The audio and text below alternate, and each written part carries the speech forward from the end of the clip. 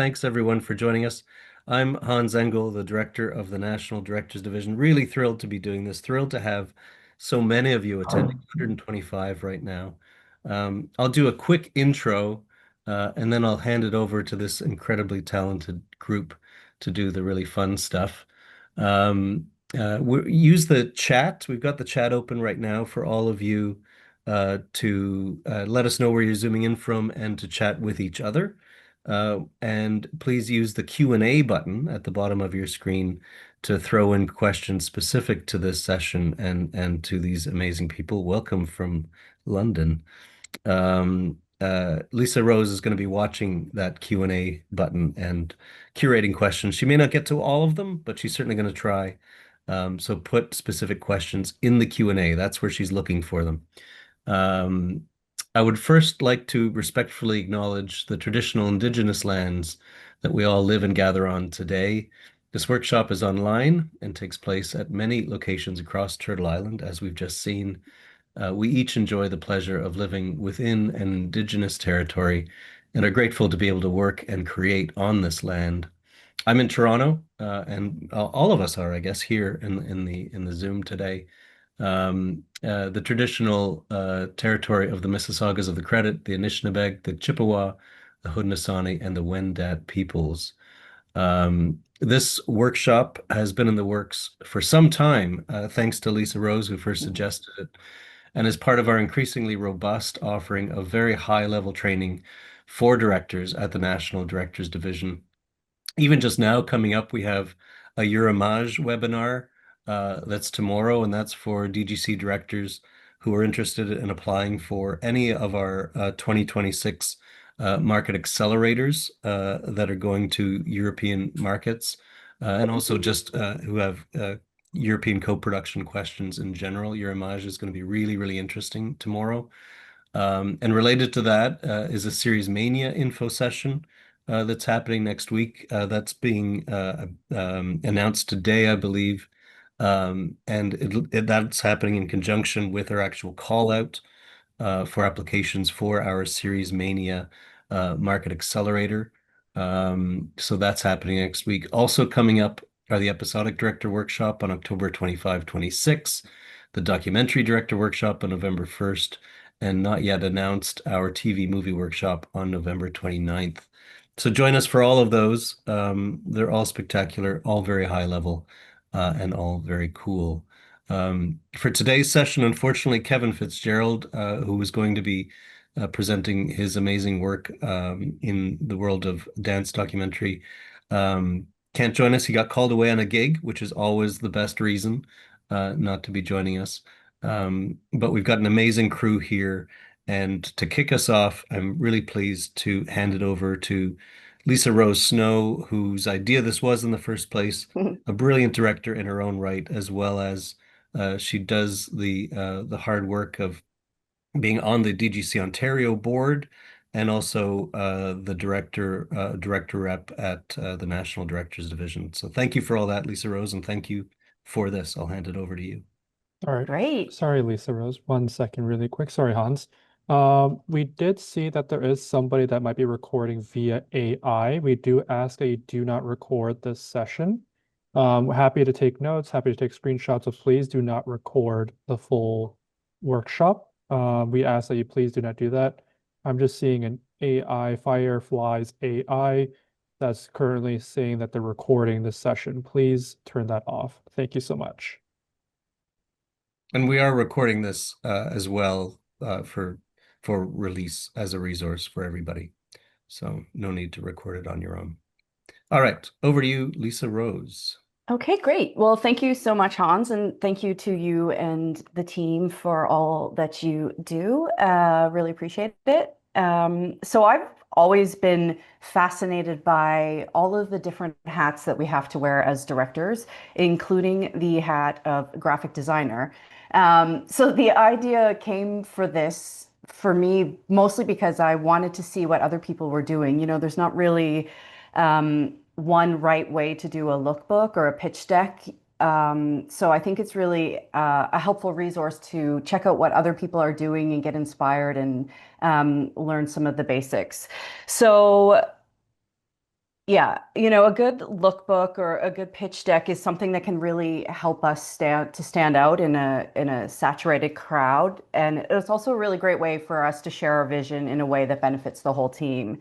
So what we're going to do today is we're going to look at some different types of visual materials that directors, can use to get jobs, can use to get their work funded, and to share their work efficiently. We'll mostly be doing it as conversations with our talented directors here while we look through their samples. And then Joe is going to give us a very small kind of practical design tutorial. So yeah, like Hans said, please put your Q&As in the box and we'll try and get to as many of those as possible. And I'll keep an eye on the chat as well. So it can be interactive, if there are things that you want to share or have questions about, please do ask in real time.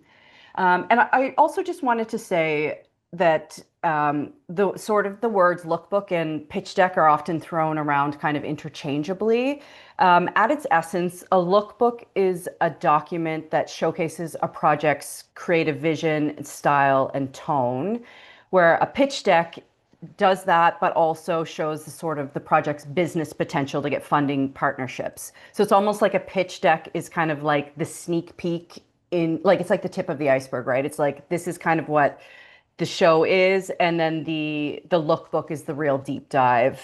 And then, of course, there's also a one-pager, which is often 2 pages, so confusing. But that's a brief snapshot of the project. And as Hans was saying, as part of the Market Accelerator programs that the DGC is now offering, when we bring directors to these different pitch markets, one of the requirements that we get the directors to bring is a one-pager. So we'll talk about those as well today.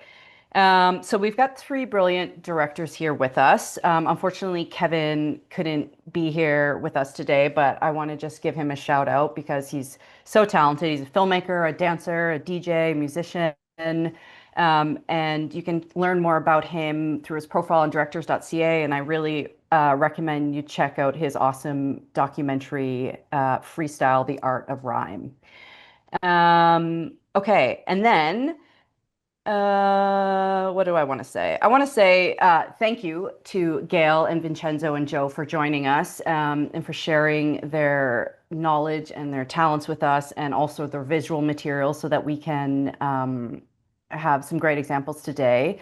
All 3 of our directors work across multiple genres and disciplines, but we're going to sort of focus today on feature films, MOWs, and TV series. So you probably know all of our fine friends, but I'll start with Vincenzo Natali, who is a prolific director and artist known for his feature films like Cube, In the Tall Grass, and Splice, and his work on TV series like Hannibal and The Peripheral. So we will look at some of Vincenzo's feature work today. Gail Harvey is a multiple award-winning director and visionary photographer who creates her own work and also has been working and directing in TV since the 80s. She's an icon. She's done work on shows like Lost Girl, Heartland, Virgin River, and Christmas on Cherry Lane. Like Gail, I feel like it's like such an abundance of resources. Like we could like literally look at projects from any genre with you, but we're gonna specifically look at some of her MOW work.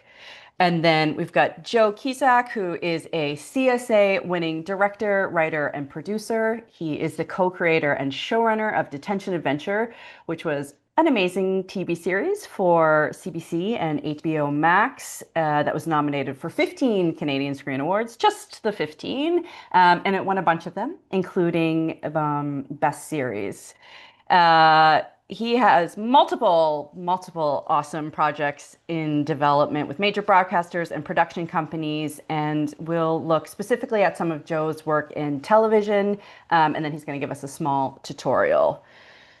And I think I've already said this, but just in case I didn't, the one thing to know about lookbooks and pitch decks is that there is no one right way to do it. There's not like an industry standard of like, it needs to be this. Really what you're wanting to do with these documents is convey the information you want to share clearly and you want it to look good while you're doing it. So you can be really creative with these. And I think that the samples that our directors brought are all so vastly different, and you can see just how different and creative you can get with them.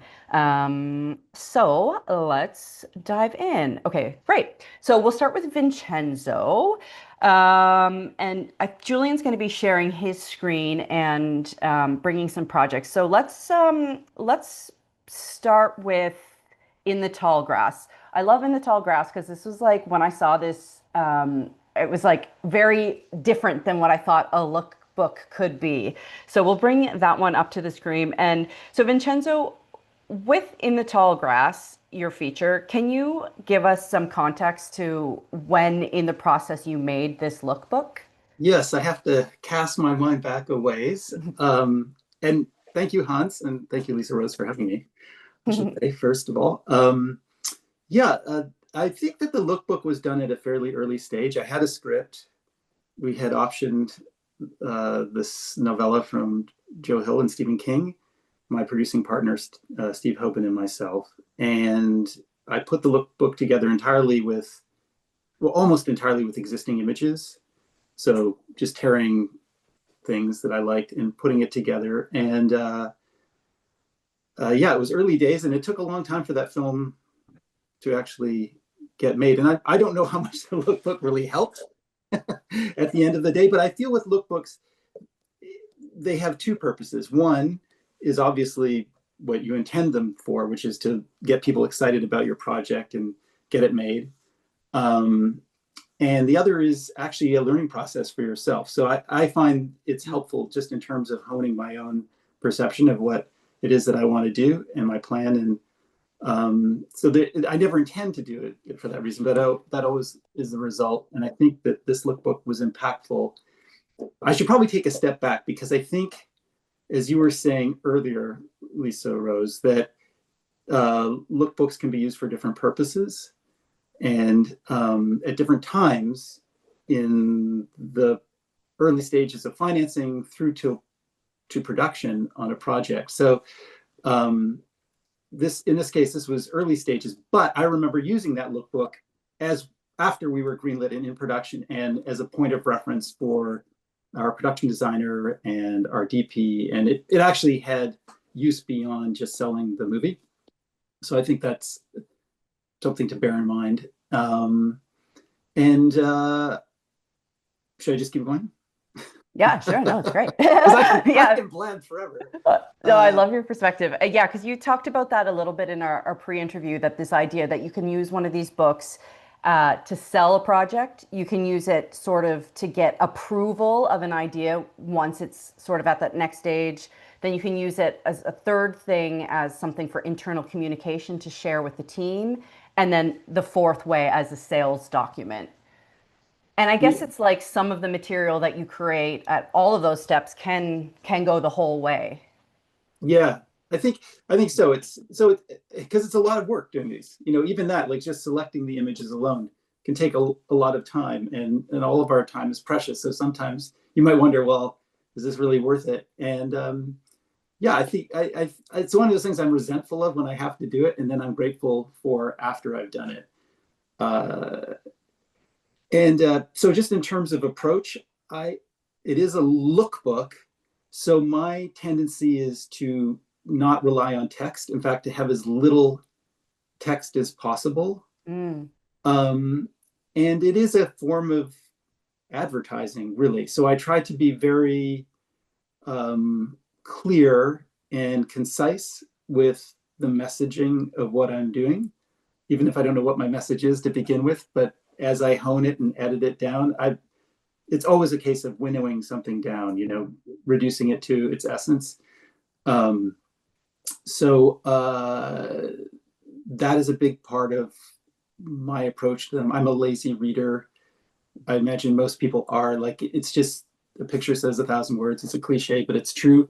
And so I think the power of the lookbook, generally speaking, just is in the clarity and the boldness of the images that are presented and their ability to communicate what isn't visible in the script. So in the case and do you, yeah. sorry, do you, do you do like have like a page limit for yourself, or do you just be like, this is as much that needs to be shared, like get everything in there? No, there's no format of any kind. There truly isn't. And by the way, I may not know what I'm talking about because I don't see other people's lookbooks all that often. I get TV decks from people not infrequently, but that's a little different. So I don't think there's a format. I really think a lot of it's just about clarity. Like the first lookbook that I ever saw was from Bruce McDonald for Roadkill. And I think that lookbook is actually what got that movie financed. Or I don't know what you could call a lookbook. It was like a proposal. It was really quite brilliantly done. And that was a long time ago, but that really impressed me and inspired me. And so in the case of, I don't know if we should share the lookbook now. Maybe it's a good idea to throw it up in the tall grass. So yeah, most of these images were just pulled off the internet. Oh, sorry, go ahead. No, my Oh, I'm hearing myself. It's just like being lost in the tall grass. Okay, so yeah, my approach to this was really just to tell the story of the film, or a good portion of it, like almost as if you're watching the movie. So each image does follow in more or less script sequential order.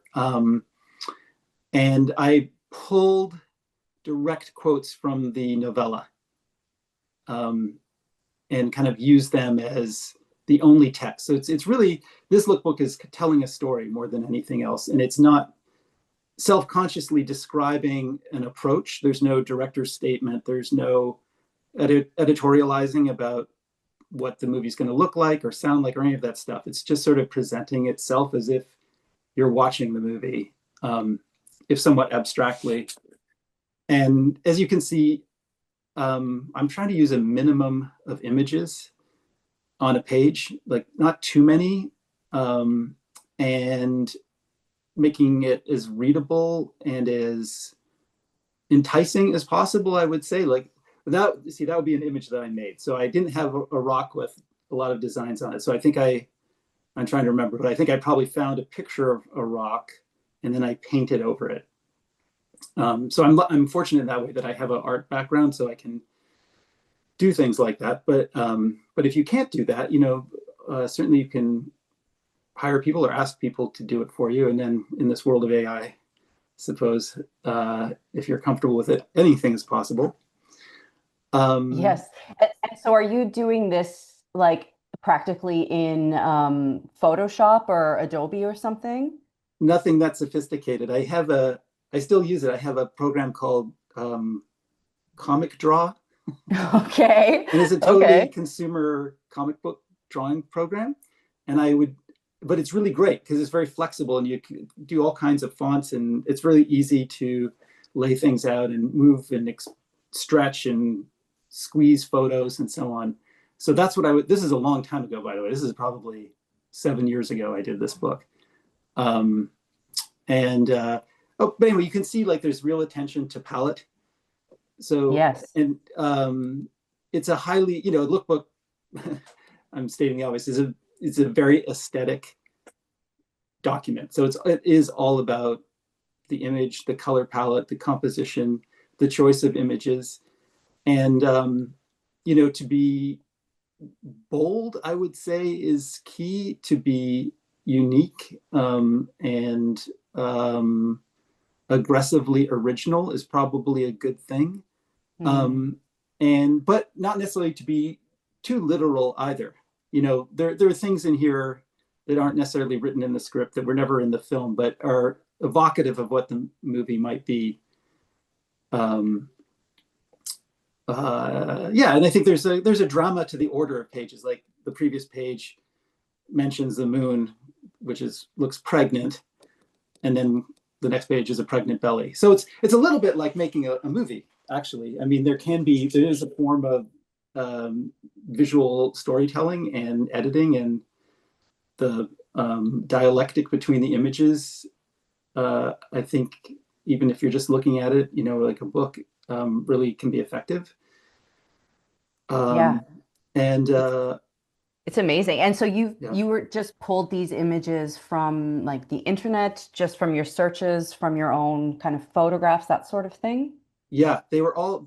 This image is the only image from an existing movie, that's from Antichrist, the Lars von Trier film. Hmm. But this is just a taste thing. I don't like seeing pictures from other movies, stills from other films to represent my movie, because then I feel like my movie's not special. And then if it feels like it's evoking someone else's or something else. But in that case, I just couldn't find any other picture of a girl lying in grass. So I stole it from Lars von Trier. Right. But because it was just so perfect. But yeah, all the other images were culled from the internet, maybe with a little bit of augmentation. Like this image was a clean image, but there's an app. I only work with an iPad, by the way. Like I don't have a computer of any kind. I just use an iPad, even then. And there was an app called Pixelator, I think it's called. You could put a photo in and it would add flares and dirt, and so I use that quite a bit. But yeah, Oh, that's amazing. yeah, it's. I mean, really, you can see it's very simple. I think it took a while to figure out what this would be, but it was kind of an editorial process more than anything else. Right. And you had your whole team and There's no did team. you have funding at this point, or was this part of the funding process? There was no Yeah, team. there's no Right. team. There's me. That's just me. There's no team. Right. I love that. Because you have a background in design and art and drawing. So do you like what comes first for you? Like, how do you use like your background to sort of approach this? I mean, it's all intuitive. If you're a filmmaker, you are a visual artist. So just for anyone out there who doesn't, I got my professional background started in drawing storyboards. So I've always drawn. I was never professionally trained as an artist, so just self-taught. But I don't think that's, especially now, I don't think that's so important. I think just most people on this Zoom, I'm sure, are very visual and very adept with composition and there's visual aesthetic sense. I think that's all that you really need. But the lesson that I always learn, because I'm dumb and I forget it all the time, is just to simplify. I think that if I have a tendency, it's to put too much in. And so I think it's good when you have I say I did this lookbook alone. I have my producing partner, Steve Hoban, who is a producer, but also the best kind of producer, very creative. And so I'm sure, even though I don't remember what happened, I'm sure he gave me a lot of great input. So I think sharing your lookbook with someone whose creative opinion you trust is a good idea, because they're going to help you cull the images from the book that maybe are redundant or not necessary, and focus on what really is most effective about it. Yeah, that makes sense. I'm going to just keep turning off my video because my internet connection doesn't want to work apparently today. So let's pull up now your splice book, because it is quite different than this, but still very evocative and still is giving off so many big feelings when you look at it. And so this project, where did this lookbook come in? Because it feels like it's more advanced sort of in the process than the original, or than in the tall grass. Yeah, so the Splice lookbook came after, it probably was 10 years of trying to get the movie made. And finally, making it stupidly long story short, a French studio called Gaumont picked up the movie. So they were supporting the film at that point and were taking it to market. Like they were looking to sell international territory. So that was the context in which this book was made. And so we had some money. We were paying, this I was not doing on my own. We were paying an amazing artist named Peter Koenig. We had a professional photographer. We'll see what I'm talking about when you see the book. Actually, we should just put the book up. Yeah, let's put the book up, Julian. And you can see the vintage of this, because Pan's Labyrinth and Transformers were new movies that were at your local Cineplex at the time. So it was a long time Still ago. great movies. Still great movies. Uh, One of the questions Darcy had here is just in regards to what you were saying about storyboards. If you've already have a storyboard made, can you use that as something to pitch with versus making a new lookbook? oh, I'm so sorry. I missed that entirely. What was that?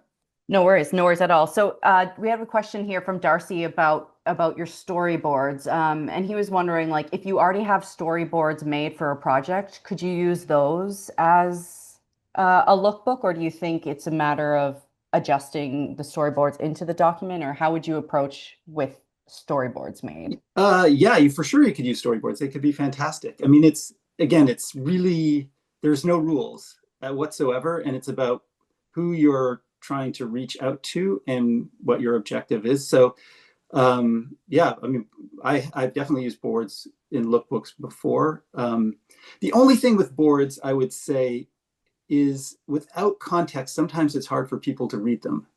So they present a feeling, but sometimes because there's so many of them, and I don't think not everyone is adept at interpreting them, that I would just be cautious of like how you present them because they might not communicate what you want in the most concise, efficient way.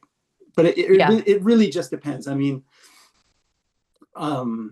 yeah. So, but in this case, for instance, with Splice, you can kind of see where, we're trying to sell this to people who are buying things in a market. So we are bringing out the big guns. Guillermo was the executive producer, so putting his name on it, putting Pan's Labyrinth's name on it.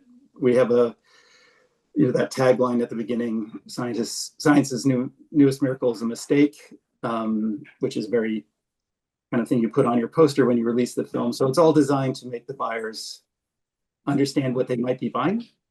Yeah. Um, and yeah, we can just continue. So then we have like a splash page with almost a poster design on it that this great artist Peter Koenig did. And then we get into just a series of images charting the growth of really what our main character is, this animal-human hybrid Dren, and with a few quotes from everyone involved. So it's a really, really simple format. Yes. And there's only one image per page. And when there's text on the page, it's, at most 2 or 3 sentences. And so the idea was just to be like as simple and bold as possible. And we thought with Dren that she was such a striking entity that alone would be enough. And so the way we did this is, as I say, there was money behind this. We had a professional photographer. That's Steve's daughter, actually. My producing partner's daughter, Maya, augmented slightly. Just a little. It's amazing finding a girl with triple jointed legs, but yeah, it really worked. Yeah, but I had seen a book by a photographer who I'm embarrassed I can't remember the name of him, but he did a book of models on these light boxes, kind of like these sort of poses on light boxes, and I just thought it was so striking because they kind of made the models look like statues, and I felt like it would be great to present Dren that way, like a work of fine art. So that's where that notion came from. And then that is actually, so who you just saw there, that's actually the actress who played Dren. So we had already cast her.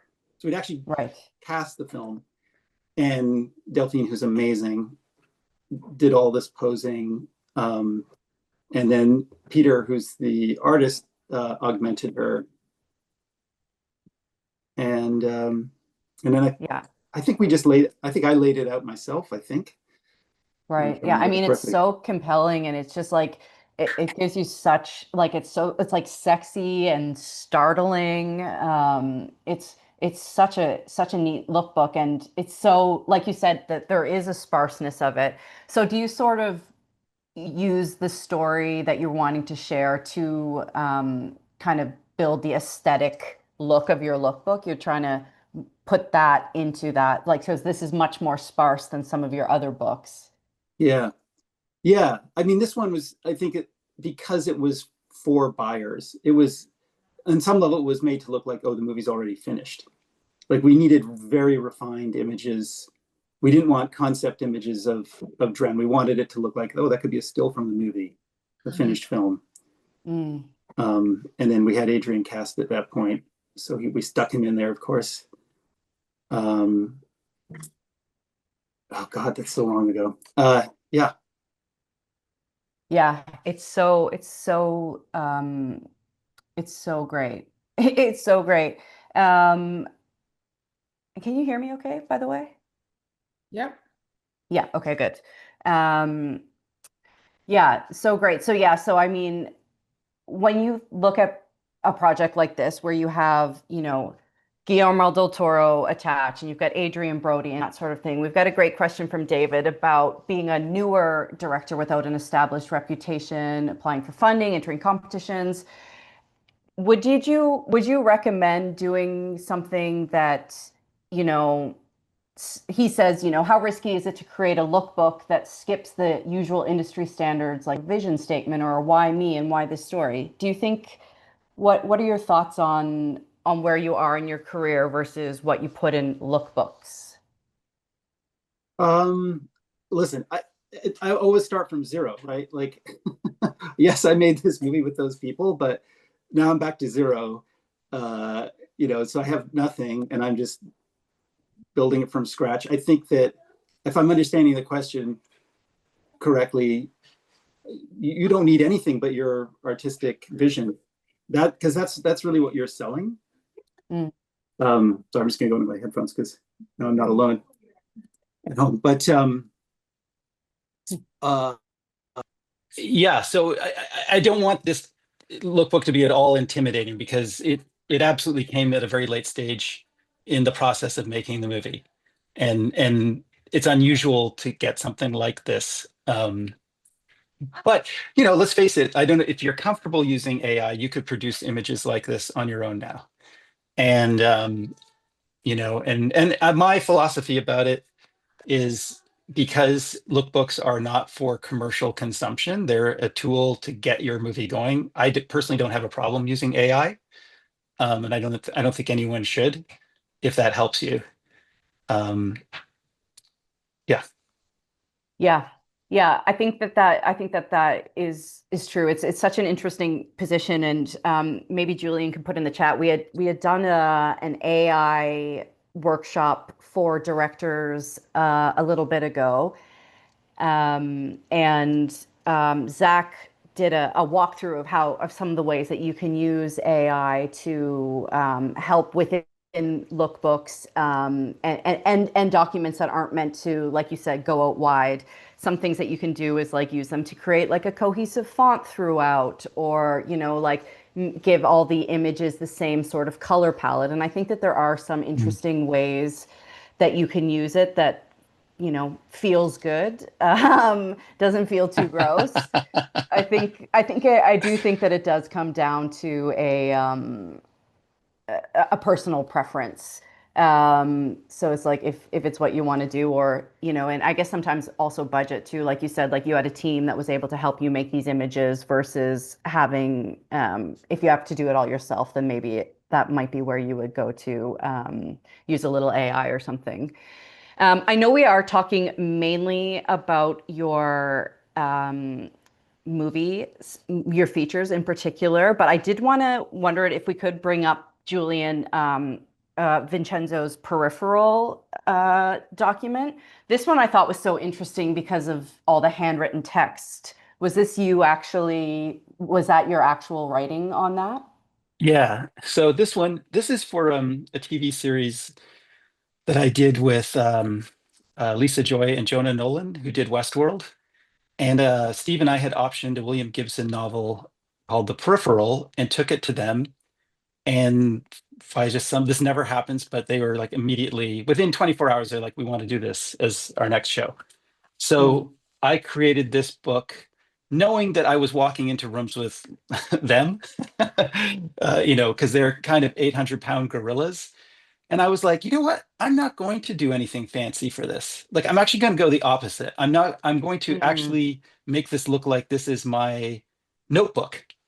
And I'm just going to handwrite my own lettering over it, like I'm making notes, sort of like it's not really there to advertise what we want the show to be, but more like I'm making notes to myself or to the crew to describe what it's going to be, albeit in a, somewhat hopefully artful way. And I did that. I don't know if that helped or not, but I did that because I thought everybody's walking in rooms with like perfect fonts and everything's going to be look like it was made by a machine. Actually, interestingly enough, since we're talking about AI, like in this day and age when everyone's using it, there might be value in not using it and then being very, very lo-fi, which is sort of what this is. Like again, none of these images are generated. They're all found from the internet. I've done a little work to them, like, blooming the whites and so on, color palette type things, Photoshop-y type things to it to make it look consistent and nice. But it's all very, very low tech. And then there's a kind of fun, I thought there was like a fun irony in that the show's all about technology and extremely sophisticated future technology. And isn't it fun doing that? I'm just like scribbling on it. Yeah, that is fun. And how was the reaction? Well, I can't measure because I feel like everything that in the presentations that we did, I mean, eventually the show was bought and produced. I feel like when you walk in with an 800-pound gorilla, like I could just be showing stick figures and everyone would be smiling and applauding. So, right. But I think that's partly what I felt gave me the license to do this. And I have to say, you're seeing the unedited version of this. So when I gave it to Lisa and Jonah, they're like, "Oh no, take out the social decay and the depressing stuff," right? Because that's not going to sell. So this is the unabridged version, but pretty much what was shown to all the major streamers, and I don't even know if streamers existed at that time. Actually, I don't think they did. Netflix existed, but this is also a number of years ago. Right. And yeah, and then the text. So this actually has a lot more text than the other ones. So I'm really contradicting what I had just said about not That's having a lot okay. of text. That's okay. So let me ask you one more question that has come up here in the Q&A, and that is around whether or not do you think it's a good idea or a bad idea to use the image of an actor you want to attach to a project before they're attached? I don't know the answer to that question. Yeah. Because I hate it. Personally, I don't like it, but I feel like maybe it does work. And then everything is about context, who it's going to. I think if you put Leonardo DiCaprio in your lookbook, no one's going to take that seriously. So maybe that does not help you. Right. But I don't know. Maybe it does. I'm really bad at pitching. So I don't know. I think, what I will say, because I've been working on a pitch recently, I think a lot of these things, I think the buyer's reaction is often shaped by context. So maybe it is good to like say, hey, this is what I want, I'm giving you a comparable to help you understand what I'm trying to do. So in that regard, yes, probably I err on the side of being a little putting too much emphasis on like the art presentation of it rather than the salesmanship of it. Right. Well, yeah. So, but yeah, I think that's okay. But yeah, as you can see, like those are three totally different lookbooks. Yeah. And I just don't think there's any rules, and each project will have its own needs. So there's no format. The format is dictated by what it is you're doing and who you're taking it to. Amazing. Well, thank you, Vincenzo, for sharing all of those and sharing all of those thoughts. They're so like I feel like with any of you all and your beautiful documents, like we could just like look at them like for a long time, page by page, and really dig into them. It's so fascinating to see. So thank you for sharing all that with us. I now we'll move on to Gail and to some of her work in MOW. So I think we'll start, Gail, talking about Christmas on Cherry Lane, and sort of the same question that I had asked Vincenzo is what part of, like, at what point did you create this document? What part of, where in the process were you Let's see. when you made this? Well, I do a lot of them for TV movies. I do them when I'm there working and prepping, and I do them as a form of communication because I got, and this one isn't as long as a lot of them can be because this was my first foray into Hallmark because my friend took over Hallmark who had been at Netflix and asked me to come over and do a couple movies. So I said, okay. And they changed everything. And there was a gay couple. I got nominated for 2 GLAAD awards and it was lovely. It was, and now she's not there anymore, sadly. But it was a very interesting concept where it was, we did the first movie and it's all Christmas Eve in one house with 3 different families. And then they liked it so much, they wrote 3 more. So Wow. we ended up with like 4 movies with the same house. So we built the house, the second season, stuff like that. So I don't remember exactly when I did it. I have to look at it to tell you the truth when it was done, but it was done during that and I use it to communicate. But I also wanted to say one thing. I loved that, Vincenzo. Thank you very much. I was excited to see everybody else's lookbooks too, because they are all so different. And I mean, I do features and stuff too, but certainly the TV movie ones are for communicating, I find, to all the network execs and all the people, and so that they get what you're doing.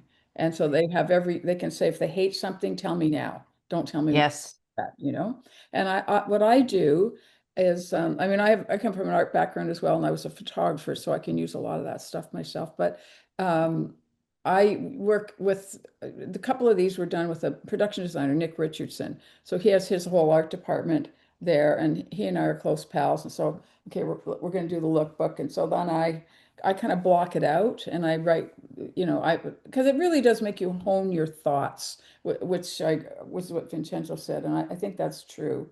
Okay, what is the director's vision? Because you can instinctively know what you're going to do, but you have to put it into words, more and longer words because you're talking to people that haven't been in all the meetings and everything like that, so they don't really know exactly what you're aiming for. And then, I try to put different things in it, like on Cherry Lane, I have pictures of myself in my house on Christmas when I was a little girl, just looking for images like that. So, and some of the other people on the crew. And it's important. And I also send the lookbooks out to all the crew members. So everybody knows what we're aiming for and what we're going for. Great. Julian, can you bring up that lookbook, the Christmas on Cherry Lane one? Yeah, I love what you said about almost like using lookbooks not as like a safety, but as like a just to get everyone on the same page. And like it's way better to know that Hallmark doesn't want anyone in blue at the early stage before you're on set and you've got someone in blue or whatever, so that you're really getting those approvals early. And then, like you said, this Not idea like of that anymore, by the way. They used to be. oh like yeah, that. they're a little more gentle. Yeah, they are. Yeah. Good. So you and- start this with like a straight up director's thoughts, director's statement, which is great to see. Yeah, and I do that on all of them because I mean, you are the leader, so you need to have some vision, I feel, so that everybody knows. And then also, I often include the crew and stuff because I think they feel then they're more of a part of the movie, and they know where you're going and what you want to do. I'm in the middle. Actually, that's me and my mom and my sister. Cute. Yeah, and a few other people on that were on the crew and stuff like that, brought in old pictures because we're just looking at, the thought of, I love the concept of one house and all the families that had gone through, and that was brilliantly written, and they all kind of intersected at different points, and so it just to set out the thing, and that's the house that we used, so we already had the location. Oh, that's so nice. Right, because this takes place in 3 time periods, which is something so that- fun. Like it gives that little personal. What? What were you saying? Sorry, I missed that. Sorry, I think my computer froze. Okay, maybe, yeah. I heard a personal something and I didn't know what you said. Yeah, you said on a couple pages back at the bit at the bottom you say can't wait to start shooting, and I just love that little personal passion flourish in there as well. Yeah. Well, like I just, I'm not as artsy as Vincenzo, but I'm very, but I talk a lot, have a lot of emotions. So this was good. So this was like, so Nick and I already would have gone through and figured out exactly what we want in 73. So we would have already gone through all this stuff. And, then he kind of put it together like that. And then we just figure out the look of the whole book and how it's going to go. And then that's nice, how the differences will be, because that was always the question. How are they going to know when they're watching the movie that it's all different time periods? Nothing can look alike, right? So, but it still has to look like the same house. So, yeah. 20. Yeah, no, it's incredible. It's incredible. It seems a very efficient way to share the different versions. I'm gonna come to Zoom on my iPad, but I'll get you to just keep talking about this beautiful lookbook and some of the things that you did with it while I try and make my internet work better. Okay, sure. Because I knew the reason that we did this is I knew that a lot of the questions that I anticipate questions that the network or some producer, somebody might ask, right? About, okay, well, how's it not going to look boring? Because it's all in the same house. How are you going to do this? How are you going to do that? So I anticipate that and then try to kind of explain things. And then, the Christmas decorations are a big deal, particularly in Hallmark movies. And so just how are the houses going to look the same but different on the outside, and what type of, you have to have period decorations and stuff like that. So there are a lot of questions about that, how we were going to do that. And then these are the other, I try to put a lot of the locations in, and often it's really good when we have the locations, and then sometimes we find things that we're going to do that aren't done yet because you don't own the house yet when you're doing the lookbook. And yeah, we used all these places, made it all look like this. So these are all the different locations. Yeah, and I think what you said about anticipating what they're going to be wondering about is a really good little nugget for people when they're thinking about what to include in their books and when. And like this, and like those little details of Hallmark keepsake ornaments, like that's so cool. Was that like part of the script, or was that just you being? No, that was us doing that, but they like that. Yeah. No, that's amazing. Even like having the different ornaments for each of the years, like that kind of attention to detail is so awesome. And for you to do it so clearly, and then get so did you say 2 more movies or 3 more movies? Well, they wrote 3 more movies. Wow. Yeah, that's so awesome. No, again, but anyway, it was fun because we had the same crew and same everything, so it was good. So then this is all how are you going to do the old car when this happens and that happens, and the car, there's a car that was in all 3 too, like got left to somebody. And yeah, that looks fantastic. Let me just pull up the questions here, see if there's anyone has any questions. No. Oh, you know what, Julian, because I've logged in on my iPad, I'm no longer considered a panelist, so I can't see the questions anymore. So maybe you could change my settings. I did check my internet yesterday to see if it would work, and it didn't. And now here we are. Okay, and that's the last page of that one. Do we want to bring up your other one as well? Gone Mom? Yeah, we could bring up Gone Mom. That's the biggest lookbook I've ever done, I think, but it was a lot in it. It was a true story, and it was an important story about a woman who had been murdered by her husband. Yeah, and so tell us about how, again, where in the process this lookbook came for you. Was this where you had already been hired at this point? Yeah. I do pitch lookbooks. I'm doing one right now for a series I'm hoping to get off the ground. And as far as the question about, because I do this, pretty frequently with series and stuff that I'm doing, do you put in actors that you have or actors that you want to have? Yeah. I think that you can put, possible cast, put that there, and then they know at least what direction you're looking in.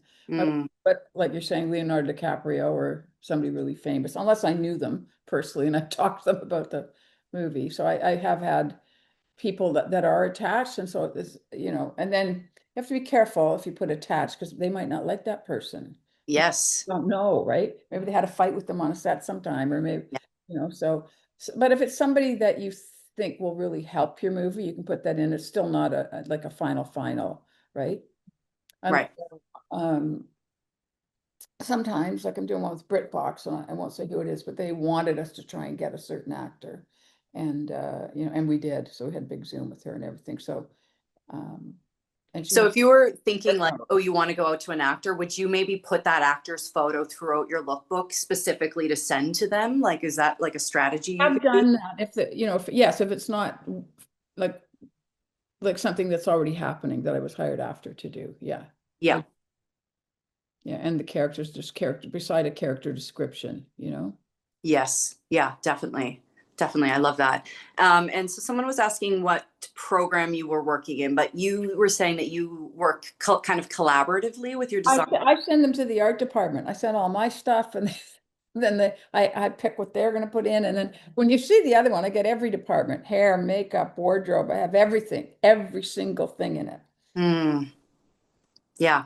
Amazing. And so you're doing that as part of your prep, so that when you're going to set, you have this book. It's like a Bible for everyone. Everyone knows what they're doing. Everyone's on the same page. No surprise. I give to the actors too half time, so they you know, they go to their wardrobe fitting, but then you could, this is where we think we're going. If you hate anything, let us know, you know? Yeah, yeah, totally. And another question here that came up too. So working with a client like Hallmark, they're wondering if you would create something like, would you do something a little more kind of traditional, like what you've done with your Cherry Lane one, or do you think Hallmark would accept something a little more abstract, like sort of what Vincenzo was doing? Absolutely not. Absolutely not. Yeah.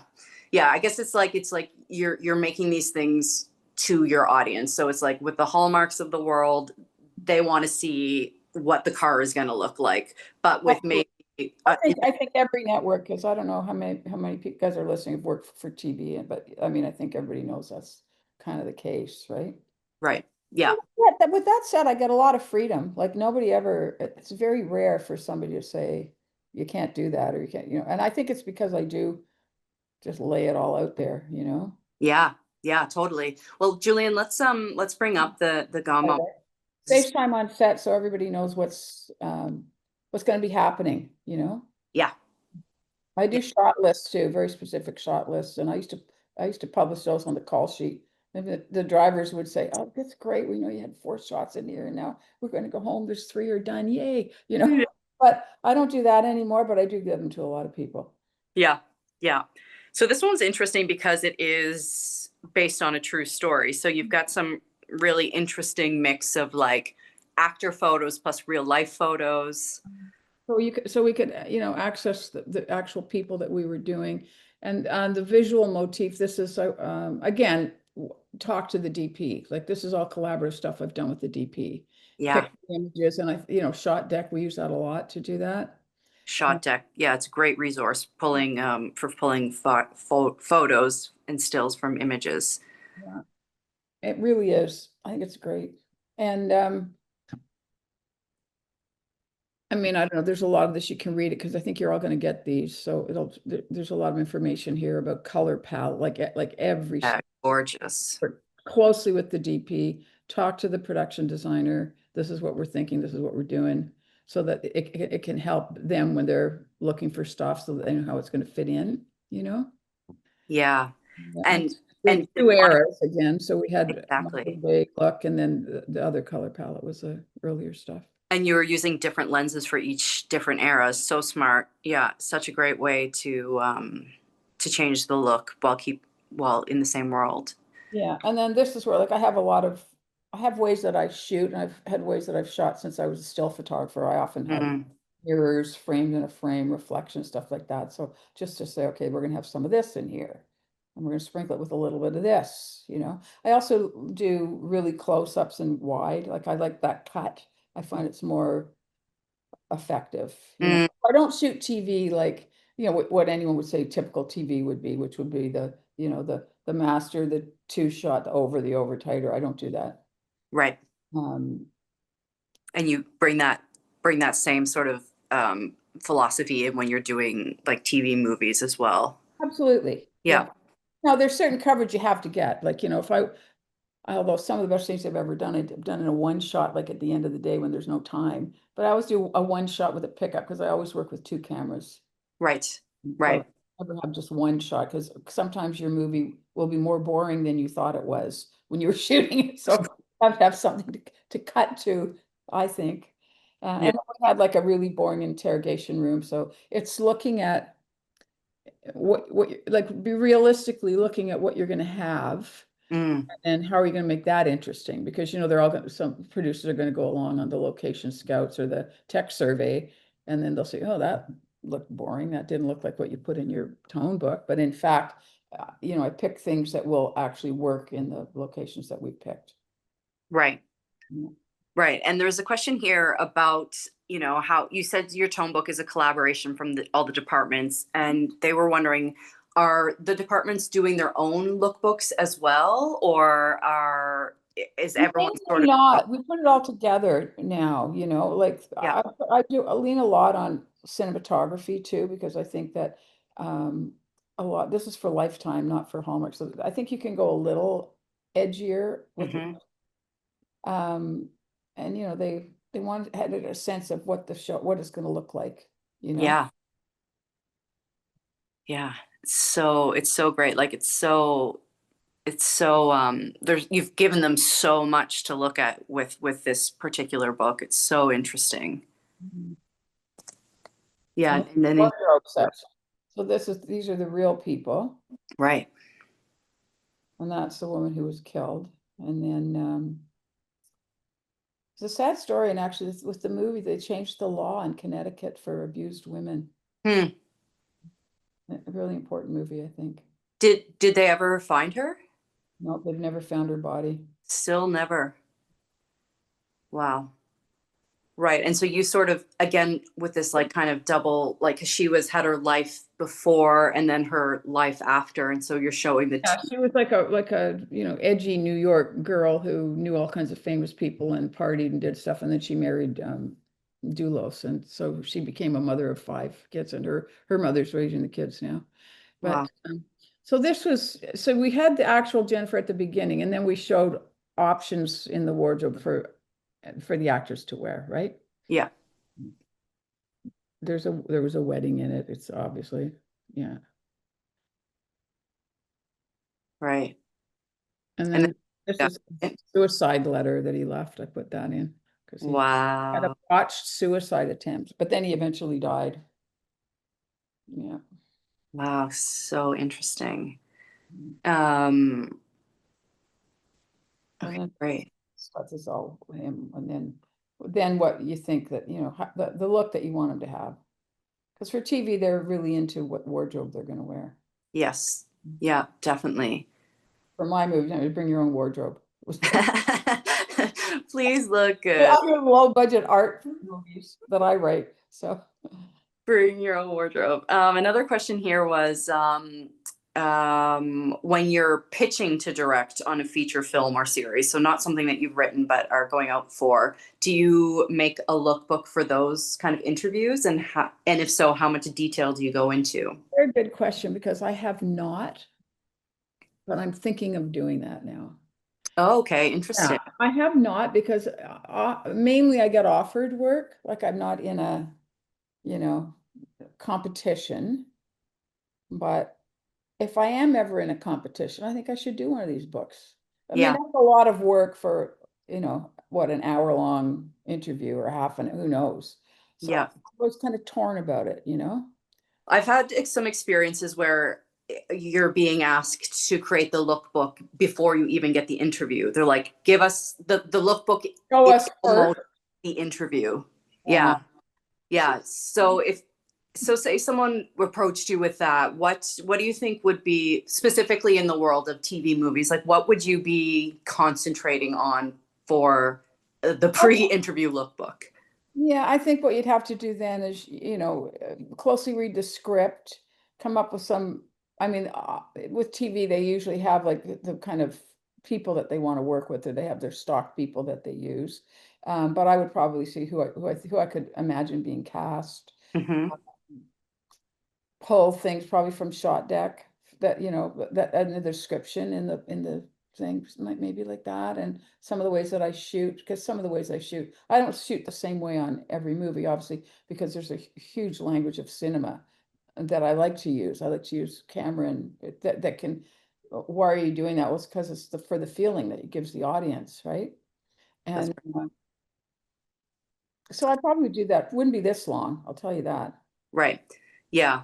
This So is everybody, all the cast, what they're gonna look like, even right down to the reporters that were outside the thing, and who's gonna be at the candlelight vigil. So yeah, really. And I so for that previous slide there where you have Patty in there, and I that's put, just, yeah. I put people's names on there, the costume designer. I mean, this is their work, right? Yeah. With my, it's my approve, like you're kind of approve of everything, but I think it's important to give credit where credit's due. I really do. Yeah, and I think that is such a nice way to foster that feeling of collaboration that you were speaking of. I think it's so beautiful. And I love all this. I love all your color palette stuff. It's just creates such a fun like feel, and it's like you see that and you're like, okay, I know what this movie is going to look like, which is Yeah, and now that's the actual house. You see me there. That was on the location scale. I'm wearing the red scarf. oh, right. Oh, is it, and it's COVID times? Is it this one with the mask COVID. face? Yeah, God, that was a nightmare. Anyway. And was this in Vancouver or Yeah, Vancouver? Yeah, well, none of them are in Vancouver. They're like Right. an hour from Vancouver. So this Burnaby, I think, somewhere around there. Right. So this is a What great the actual house looked like, right? yeah, of using. And are these your photos that you've taken? Mine or some different people take them. Sometimes our department goes back to take them, or yeah. Yeah. But I usually take pictures when I'm on scouts for sure. Yeah. That's the actual restaurant. But then we added it like a photo that wasn't really the place, but looked like it could be. Mm-hmm. Yeah. So I think that if you were someone who was going up for one of these interviews, it's almost like doing like a really condensed version of this. Like this is, I think, 90 pages or something absolutely wild. So giving them the like 10-page version of that, like 1 page for location ideas, 1 page director statement, 1 page visual styles. And I think you said something, it's like, it's that anticipating what the networks might want, but also what they might have questions about. So if you are trying to be like, ooh, there's a big monster in this, like they're going to want to know what the monster's going to look like. They're going to want to know how you're going to like shoot the monster. So you can be sort of curating what you're creating to answer some of the big obvious questions, I think. Yeah, for Yeah. sure. And you have to be careful, I think, when you don't have the job yet, because you haven't really talked to anybody about it. Yes. So you're going in the completely wrong direction, Yes. right? So you don't want to say too much, I don't think. Anyway. Yeah. Yeah. It is that tricky thing where it's like they want to know your vision, but you sometimes when you're asked to do those MOW lookbooks too, you don't even know what the budget is. Like they haven't even told you what tier you're working on, or if you're going to have 10 days in one camera. So it's like you're giving them almost the Cadillac version of what might be a non-Cadillac shoot. Because who knows, really? I mean, I guess there could be a way to try it, but I don't really think they tell you much when you're just going in for the interview.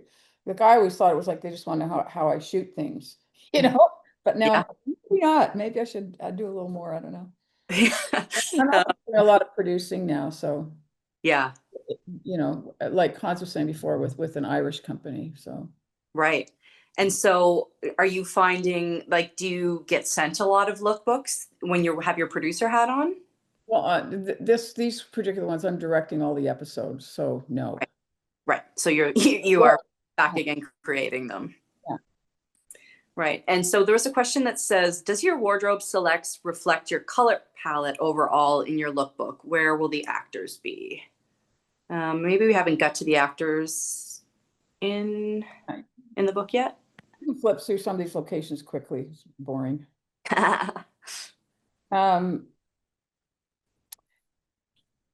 So yeah, I mean, it depends. You have to be careful not to. Oh, is that the end of it?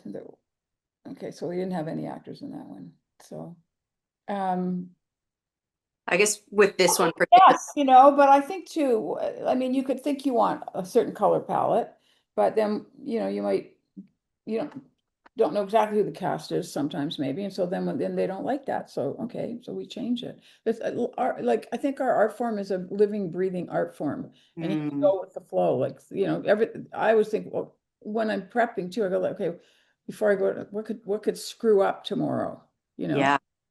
So it's, just being prepared for things to change. You can have a concept, but you know, it can change. Things could change in an instant, you know, and I think it's very important to be able to go with the flow, whether it's, you know, talking to Netflix people or like whoever it is, right? Mm. You have to be able to go along with it. Yeah, that's a good point, that it's like the lookbook is like, it is what it is in that moment, but on the day, it might have to all go out the window. So you have to have that. The location, you know, Yeah. whatever, all kinds of stuff happens, you know? Yeah, totally. You shared one other lookbook, and I think it was for your feature, Ruby, right? That's also a TV movie. A TV movie. Okay, Julian, let's bring that one up too, because what you did with the Victoria, New Orleans, I think is so interesting, and I think that that's definitely worth sharing with our friends here. Oh, and a question while we pull that up. If you get feedback for changes on aesthetics, do you usually go back and revise the lookbook or just carry the note into prep moving forward? I mean, I would not revive a lookbook unless I was in the very preliminary stages of it. But once it's done, I'm like, no, okay, they didn't like that, so we'll do this, you know? Yeah. Yeah. Okay, great.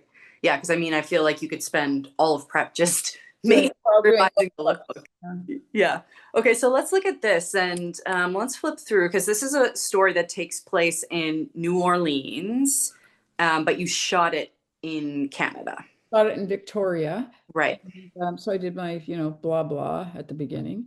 And then there were painting inspirations. So I picked paintings for that. And then I had been to New Orleans. I did a movie about Ricky Lee Jones, and she records there. So I've been there 3-4 times. Mm. I've taken tons of pictures of New Orleans. And then I took Victoria so I put those in that I had, and then I took pictures in Victoria to say, you know, it can look like the New Orleans, because that was a big question that everybody had, you know, how are you going to make it look like New Orleans? So. And is this picture on this page, is that New Orleans or is that Victoria? They're both Victoria. They're both Victoria, including the Bayou one? Or? That's the one at the bottom on the right? Yeah. Yeah, that's more a color thing that was talking about for the paintings. Yeah. Right. Okay, I see. Yeah. And was that your handwritten text Yeah. as well? Okay, so we got a double handwritten text. There is something like that feels just that like extra little bit of personal when you see something written in someone's text with the little heart and stuff. Yeah. I love what you've done with that. Okay, yeah, we can keep flipping. So these are And different things tell them about, you know, what the color will be like. And then, so that's that's a New Orleans thing. And then that's a Victoria thing down there too. So. Wow. Yeah. Yeah. So it's like they're like, can you do this? And so it's like, this lookbook was you being like, yes, I can. And look how awesome it's going to be. I like to show them before they ask me the question. Yeah. So Gail's lookbooks are always so detailed. Do the clients, EP, and producer review everything, or do they just focus on certain sections? And how much time do you usually get to share your vision? Well, sometimes I just send it to them, and then we don't even have to have the meeting. That's right. Yeah, might be the goal, because you talk to people as you're going along, right? And then. But then we also have the meeting, and I usually would, if I have a big lookbook, like I'd send it to them before. Right. Yeah.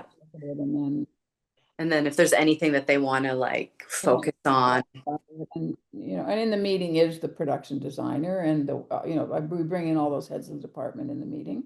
And then if there are any specific questions to their department, I let them answer it. Yeah, yeah, yeah. Unless it's some kind of creative decision, then I'll hop in, but. Amazing. Gail, those are so great. And I am so thankful to you for sharing those and all your skills and thoughts with us.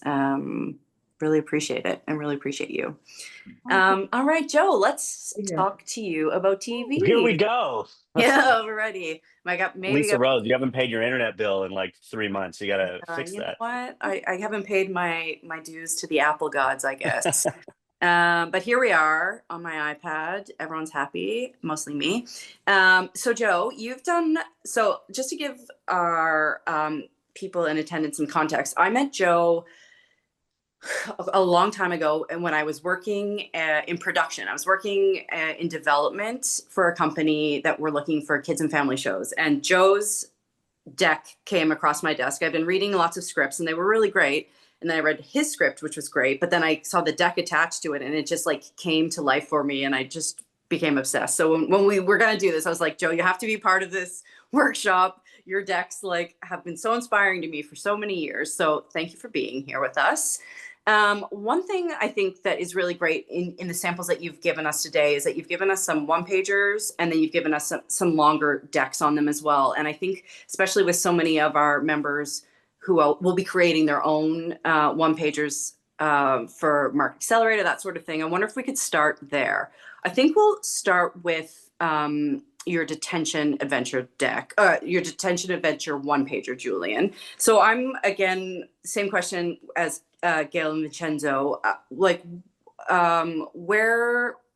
do you start from? Like, when do you start making these? Before you sell, Yeah, I mean, to give a quick intro, if I can go back and just like bring this full circle, but like I interned at a company called Capri Films like a long time ago for Gabriella Martinelli. And like on my third day of work, they basically said, here's a bunch of scripts, read them and tell us which ones you like. And I'm like, why do you care what I think? Right. And you know what I mean? And it was literally, I think it was like 50 scripts. Like it was just a pile of paper, and that you don't know what to pick. And then beside one of them was the pitch deck for Slice. And then I was like, this is the first thing I'm reading. Like, this looks amazing. This feels like a fully formed thing. And it's, and I basically read that, took it to them. I'm like, you got to make this. So like, yeah, those fucking Copperheart people are already making it. So we're not going to do it.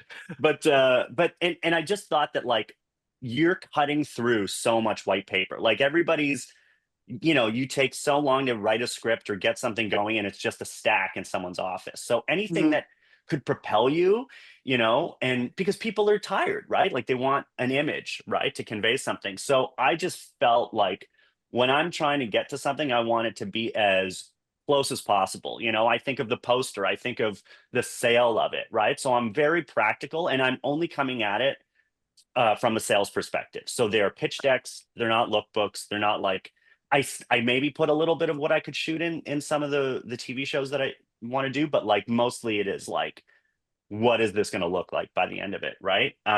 So yeah, if you want to bring up the detention adventure one, so yeah, the detention adventure one is interesting because this is the one pager, which is 2 pages, which sometimes happens. So let's see. So that's the first image, which is obviously so compelling, and then we've got the kids again, the great font, the little the little synopsis, and a little bit more info, including contact. So for this one, I'm curious about, because these are the kids that were in the show. So did you cast the show before you sold it, or how did that work?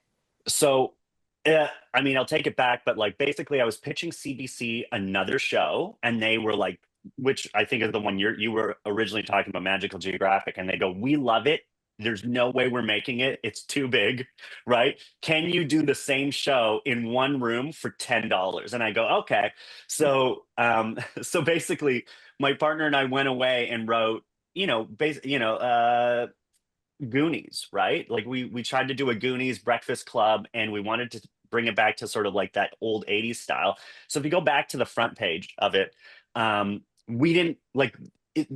CBC was like, we're launching Gem, and we're green lighting things in like 6 weeks to 2 months. So it was a really fast process. So we wrote the script, a quick Bible, I think in about a month, and we were already thinking of this. So, and I wanted to convey what this would feel like. So, to me, fonts are such a big deal because that's going to follow the style throughout, right? And I mean, basically what I did was, what they got this exact image, except they were different kids, right? Okay. Okay. Okay. So before AI, like I think this was like 7 years ago, maybe, that I did this. But basically, every part of this image isn't real. So like the background is stock, the floor is stock, the trap door is stock, and I just photoshopped a lot of this, Wow. right, together. And what with the kids is basically we had I rented my condo, like the condo party room for $100, and we got kid models, right? So you just basically call up a modeling agency and we go, and they actually do them for free. Like that they're like, they need things for their own books, right? That they need imagery for their stuff. So we were photographing them, and basically I built like a black trap door, like it's just gray, and just had all the kids pop out. And because we were doing a bunch of other images, I had written out what I wanted, right? So I could get these same kids in like 10 different poses. And that's sort of what was the plan out of that, right? So basically once we cast the show, CBC was like, no, we just want this poster, we just want the new kids, so we just reshot it with the kids, right? Wow. And put them in it, right? And got a better graphic designer to do like we sort of redid the font in like a vector, but basically like this is sort of all I did in Photoshop. But like that's with the exception of the kids and the font, everything's the same. And same with like the next page is like keep it simple. What is the show? It's I even think about like them smashing their faces into like a plexiglass, which is how we shot that. Is like it's going to be fun, they're going to be trapped, it's going to be silly and so on, right? So it's trying to convey some sort of tone through these two, like the very few images that I have, right? And yeah, and I honestly at this point I had just made short films, and I was in a pitch meeting with like the head of CBC, like kids, and she's like, yeah, this is really cute. And she looked over at her calendar. She goes, I think this could be on Saturday mornings at noon. When are we going to go into production? And I was like, so are you making it? Right? Like it was kind of wild. And then, Amazing. and then they didn't even question whether I was going to direct it or anything. It was just like, we're just producing it. And so that's sort of how that went on. Right. That's amazing. Okay. Let's pull up the longer pitch deck. So that meeting, that conversation was this pitch deck that we're about to look at, was that already created at this point? Is that what they're going off of? Yeah. So this is what they're seeing, right? So if you want to bring that up. Yeah. So same image, couple fancy. Same image. This is actually this is the final that we ended up having, right? So just a little bit of a sleeker font because we needed a vector. Obviously, once CBC picked it up, HBO Max came on, ITV, ABC, and that those are just sort of the kind of things that came on. But and then if you flip over, so this is what we sent CBC. So basically, like as short as possible, right? Like no one likes to read anything, right? And just sort of bring them through it, right? And it's like you're going to get 10, 11-minute episodes. And I was looking at it as, because we're going to get money from digital, we were in a real sweet spot. So they are actually looking at this as how are we going to finance this? So basically, because it's under half an hour, we're digital, but because it's kids, 11 minutes is a TV show, right? So we could actually apply to all the streams of financing, right? So I think this first season was real cheap, and I think we raised about just under $1 million to shoot like 2 hours of content, right? And so basically, I kind of like a little bit of blurb of the characters. We shot those, we shot the kids, and once again, an essence of who they are through visuals, right?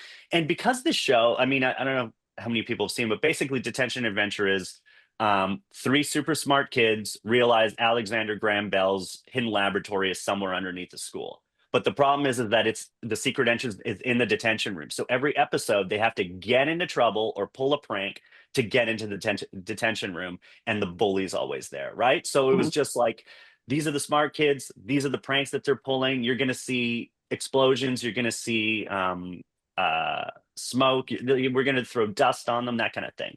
And then just a very quick blurb of like every episode. Like I just thought of it as what you would see on Netflix, right? Like 2 sentences kind of max of what each one is, right? and just to show that it's sort of moving, right? Totally. And honestly, that was it as far as the bulk of it. And then we just basically talked about who the creative is, right?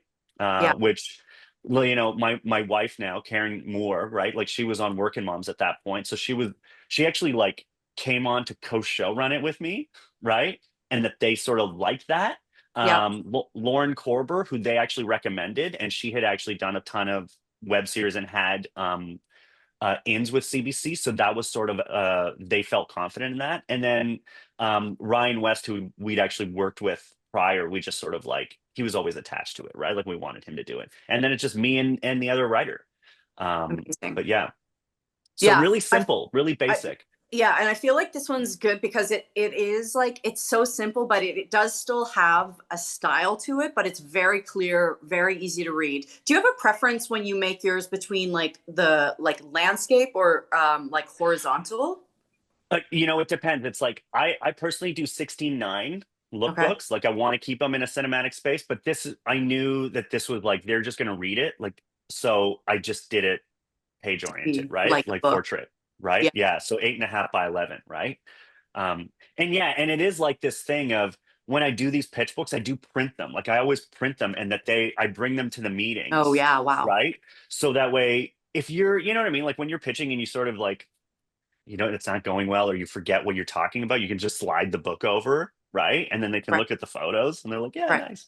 Okay, So, let's bring up yeah. that. I think we've got a digital version of your physical version. And so Sure. you're making all of those on your own dime, are you, at the point where you're making these and sort of Yes. you can look at it and I'm taking it with me. I'll give you the digital one. Totally. No, I leave a physical copy with them, right? Right. You know, it's like leaving an item behind. Like maybe I'll come back. Right? You know what I mean? I'm gonna come back. So Yeah. you forgot your pitch book, and you're like, no, it's okay. It's yours and ours. Yeah. Yeah. Okay. So But yeah. this- Okay. So basically, Magical Geographic. I had just done shorts. I wrote this show, and so I'd never done a TV show. I'd never directed anything bigger than a short. So all on my own dime. And I mean, the irony about this show is that it's been optioned 4 times. Everyone keeps trying to make it. No one can get the financing around for it because it's just too big. And but because of it, I got an agent. I got Detention Adventure came from that. You know, it did spur on a lot of things, right? And it's always been a good talking point. And I do think that the effort that went into it, I think like yourself, is like people notice it, right? You know, people are like, oh no, you're serious, right? And that like the script and the imagery go hand in hand, and we also sort of see what the poster is like, you know what I mean? So so this is the one page, I think. Yeah. So same thing. So basically one big sort of image at the top, we basically do like a tagline, and then same thing, very quick synopsis, right, with a bunch of pictures on it, right? And that's the thing that the production company would be sending out to broadcasters, right? You know, with their logo on it, right? So, okay, let's bring up the larger version of this. And so the Detention Adventure, that was more of a pitch deck, I guess Darcy's wondering, versus a lookbook. Yeah, I think that it's a pitch deck. Yeah. Great. And where do you go to print all that stuff? I mean, Apple was amazing. You used to be able to just do it through your Apple account. Like I would just print out the photos in PDF and put it online. And that, I think they cost like $20 a book. Like they're not cheap, right? But you know, you're probably having 10 meetings, so it's an investment, right? Yeah. And like you said, like the importance of helping you to stand out in a crowd of blank, you know, it's just scripts on a desk. It caught my eye, and so it's so fun that for you it was Vincenzo that caught your eye all those years ago as well. Yeah. And do you think like, so what if people are like just not great? Because like I look at this and I'm just like I just know that my lookbook isn't going to look like this unless I hire someone to do it. So do you think that it's like, where's the line between like standing out for the wrong reason. You know what I mean? Like, how do you know what I mean? No, I know what you mean. I mean, it's like, I personally think now, like, I really felt like this, like 7 years ago, I had an edge. Right. Right, that I'm like I can do this, right? Like, like this image, for example, like, yeah, we cast this kid, right? I don't know who that is, right? Gave her $100 stipend, right? And like nothing there exists. Like everything is stock, right? Like the wall she's Mhm. leaning on is stock, right? Like she's just on a gray wall, right? But like it's hard because like I think anyone can do that now. Like it's just Yeah. so much faster and easier, and it looks pretty good. And and I can show you quickly on like AI, like how like it blows my mind. And I also agree with Vincenzo. It's like I'm not taking anyone's job. It's just making my life a hell of a lot easier. You know what I mean? Like I wasn't hiring a pitch deck creator, right? Yeah. So it's just now I can actually do things really quickly, right? Um, but yeah, like I don't know what I was saying about it, but I just feel like there's a part of it like you want it to feel congruous. You want to see the same person, sort of like those kids. It's like it feels custom, right? It feels Yeah. bespoke. It's like with Splice, it's like you see this is real, like this is very unique, and that you're like, oh, you just didn't pull a bunch of different pictures of Brad Pitt or whatever, right? Right. Like and I like this lookbook, or sorry, this pitch deck, I think cost me about $1,000 in like actual hard costs, like $100 rental of my suite. I borrowed someone's photography equipment and their lights and like their gray background. I paid each kid $100 for their time. And like same with wardrobe, like I bought wardrobe and then gave it back. So it was a lot of indie filmmaking in that way of doing it, right? Yeah. And then at this thing, it's like, yeah, you're just sort of as we go, I'm trying to like with the pitch decks, I'm also trying to alleviate what questions I know I'm going to be asked in a room. And everybody's like, Yeah. well, how does this work for 100 episodes? What do episodes look like? So you're just sort of like, here's 5 of them, right? And that you Yeah. sort of get a feel for like, oh, that they're all different, right? Like that they're very, and that even the colors, it's like, oh, like we're going to go to different settings. Every episode's going to feel unique. So those are things that I'm trying to express with Mm. this type of pitch deck, right? And then this page actually, I feel like is always the most important one. And this is what keeps you on the project. And it's like why you have to make it. Like, why is it that in your own personal way that you're the right person to tell this story, right? And Yeah. I usually give an anecdote or something about my past or whatever, right? That is really like, yeah, that basically can't take me off the project. You're like, So I am this project. No, I think that's yeah. really smart, that personal connection. And do you always include like a bio of yourself?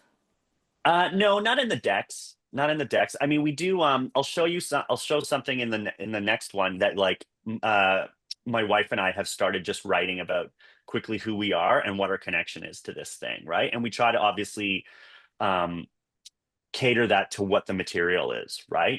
So whether it's a comedy or whatever, right? Like we'll joke about ourselves, So Okay, yeah, yeah, let's pull that one up. That's your yeah, epidemic one. So this yeah. project, Friends on the Call, is actively going out right now, right? So this one won't be shared, or this is a sneak peek for this call only. Unless you Yeah. want to buy it, then reach out to Joe. There we go. So yeah, so basically this is a 1-hour procedural basically about the Center for Disease Control, which everyone hates right now. Right. So but yeah, and this actually is going out here in Canada and the States through my American reps. And I will talk about like, so I just thought that this is a more adult one, so to show.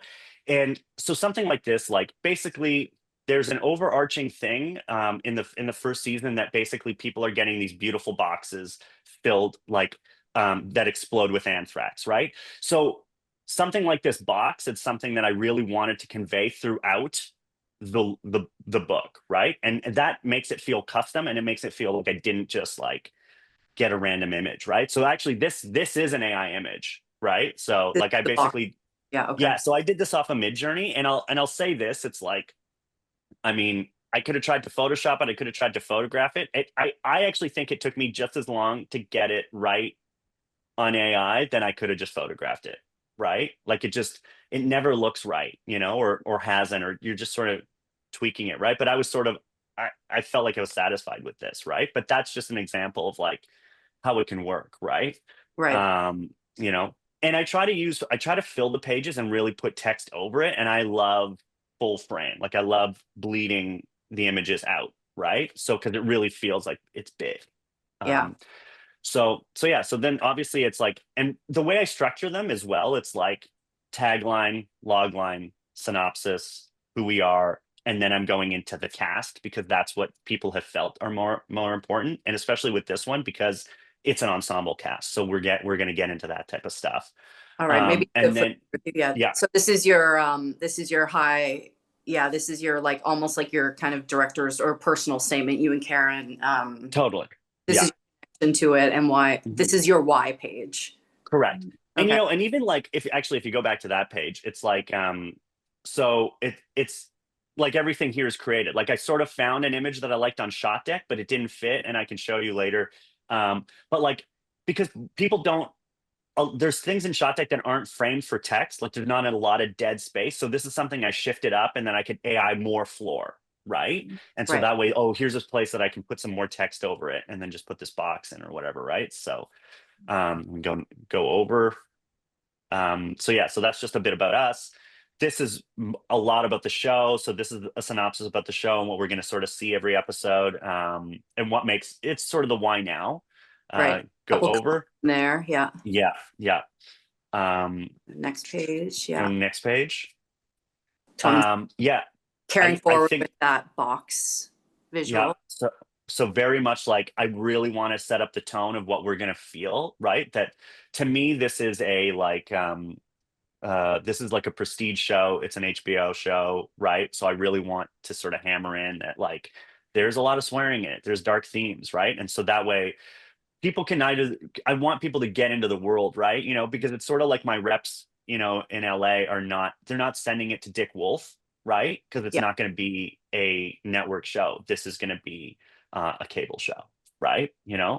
And I so think, that's sort of, yeah, totally. And I think somewhat what Gail was saying as well is like that knowing your audience. So it's like, you're not going to send this to Hallmark, it's like, and it's like, if you know that the show you've created, you want to be on an HBO Max, then it's like making your tone book reflect your eventual destination or your hopeful destination versus just being like, okay, I'm going to send this to everyone, including the CP, including the Dick Wolves. Like, I feel like the more specific you are with what you know and can share, then the more easy it would be to get that sell, because people actually can understand what you're saying and it doesn't feel like, oh, I can make it like this for you or like this for you.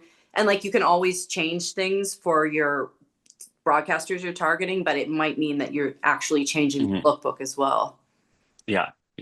And and with every image, you're still conveying like what framing is, how you would direct it, like how, you know what I mean? Like it's sort of, I don't want to say it's subliminal, but it is, right? It's just like, it's once again pretty images that it's like, I love how much negative space is in this image, right? And that could be more of like something from like the French Connection or that kind of style of it, right? And that I don't have to literally say later at the end, here's a bunch of shots, right? Which I do actually at the end, but anyway, but you're sort of doing it throughout. So keep giving us a little flip through. So now we're into your different, and so you've actually just picked random actors to sort of be these people. I wouldn't say they're random. Well, I mean, but so I mean to that question earlier about putting cast in, I really didn't put cast in before. Like I hired random people that no one recognized, and I felt that looked like the show, because even my Canadian agents were like, it's cringe. You're crazy. No one's gonna cast Idris Elba. Why are you thinking that? But my American reps are completely different, and they're like, of course we're gonna fucking take it to Idris Elba. Like we need to make it as big as possible. So they very much have pushed me to do that, right? And be like, who is your ideal? And that even if they're not someone, there's every casting director's got the next one coming up or whatever, right? So I feel like that is so indicative of the fact that these lookbooks and pitch decks really are almost like a choose your own adventure. It's like it really is an opportunity for you to be like, you know what? I do want Leonardo DiCaprio, or I do want it to be this random person no one knows. Like you can really play within them. And I guess it's a matter of just like owning your choices. Yeah, yeah. So that's sort of where we went with this, and that, and obviously with these, like I'm trying to evoke the same emotion through each image. So I'm really trying to find the right picture of those people. And obviously I've sort of AI a lot of negative space, right? Like that I'd like this sort of layout because I'm trying to still make the layout interesting, right? Yes. So and do anyway. you have a set number of pages that you like to keep your books at or under? No, this one's really long. This one's long. Right? Like I feel like this one there was a lot to say in it. So it's quite long, right? But I've gotten so far good feedback on it, right? Like right now we have 6 meetings. Like my first one is like next Tuesday, right? So, and that's just here. So yeah, so it's gotten good feedback on it. But good feedback. And yeah, and once again, just like to separate, like you've got chapters, like, so the next chapter is going to be like, here's the season 1 overview, right? And just a quick one about like, this isn't every episode's not about a virus, you know what I mean? Like that there's different types of epidemics and different issues that they're going to deal with, right? So, and then you go into future seasons as well, which is really interesting to show that it can last, that they're investing in a show that can have multiple worlds. Yeah, and I think I had earlier taken out a show that was a limited series, and they were like, no one's buying limited series. Like they just died, right? And so they fully were like, we need to see this. Like everyone wants to invest in ongoing right now, right? So the more you can feel like it's going to keep going, and how do you keep that interest, right? So that's why I've sort of put that on.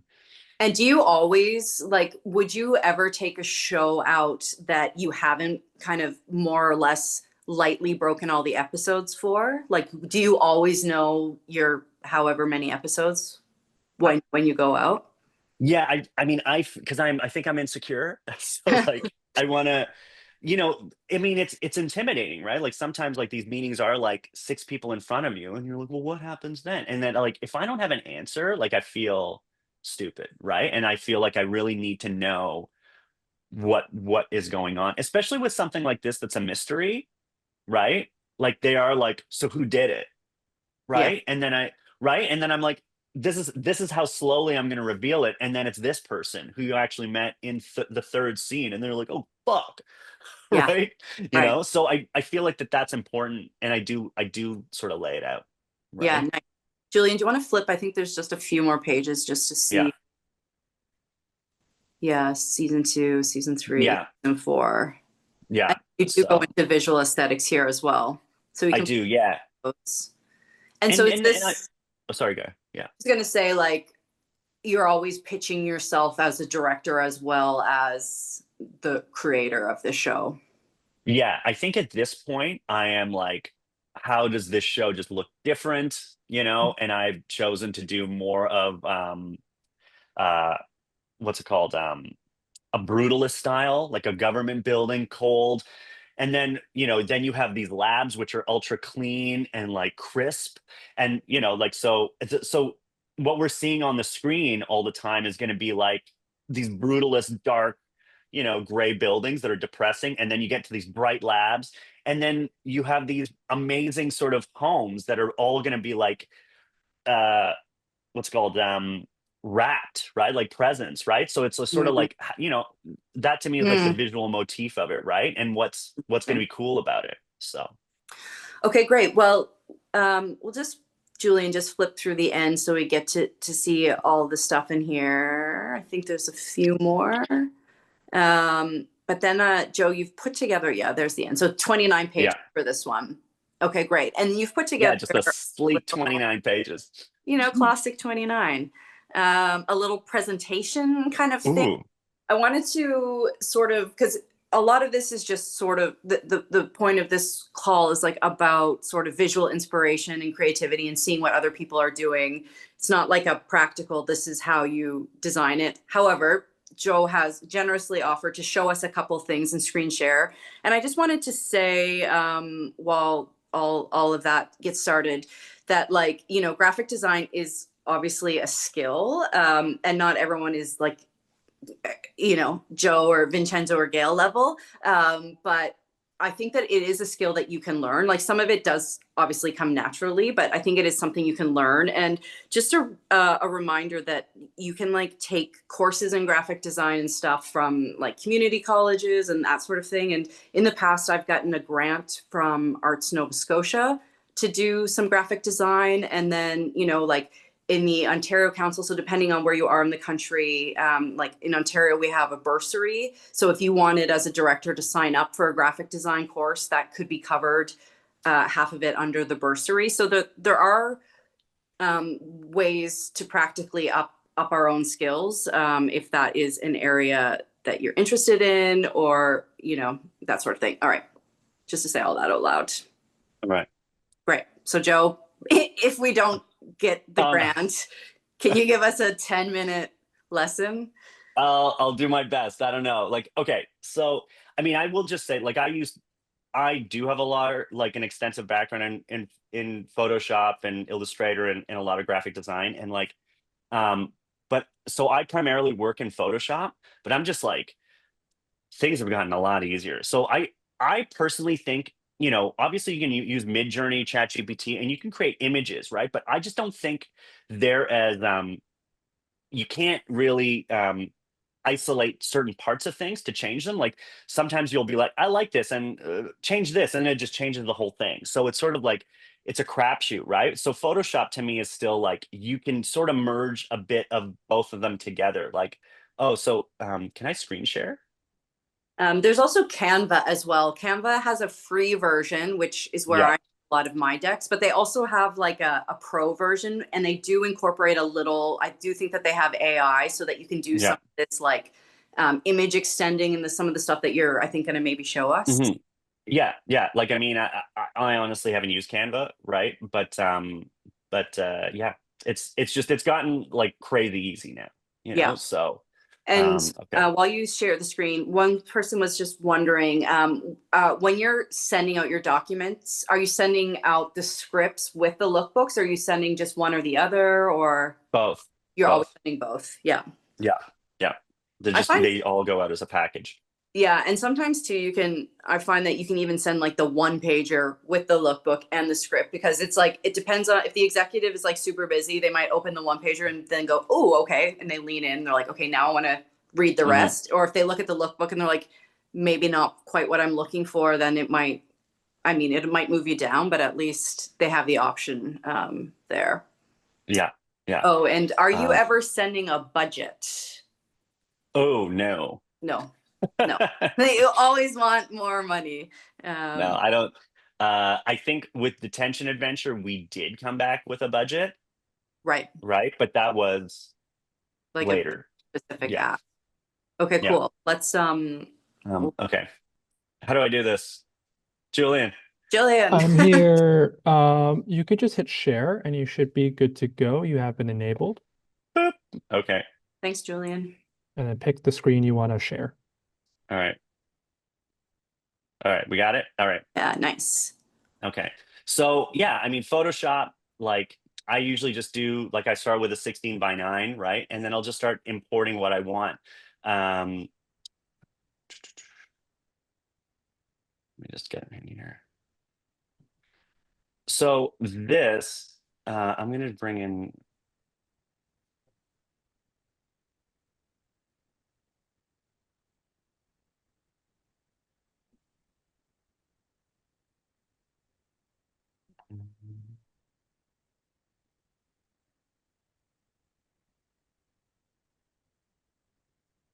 So this is a photo shoot that we did with one of our cast members. So this is sort of the gray background, right? So this was just like, this is before, like we shot this about 3 years ago before, and it would probably take me to really roto it out, maybe a few hours. And so yeah, so now I'm just going to show you how you can really do it. So Photoshop lets you bring in the raw, so you can basically like really adjust a lot of parameters like the exposure and sort of get what you need out of it, right? and that this is a 50 megapixel image, so you can really get detail when you're taking stuff out. Sorry, it might take a little bit, but okay. So Great. then I'll just drag it. So we'll just scale it down. Whoops.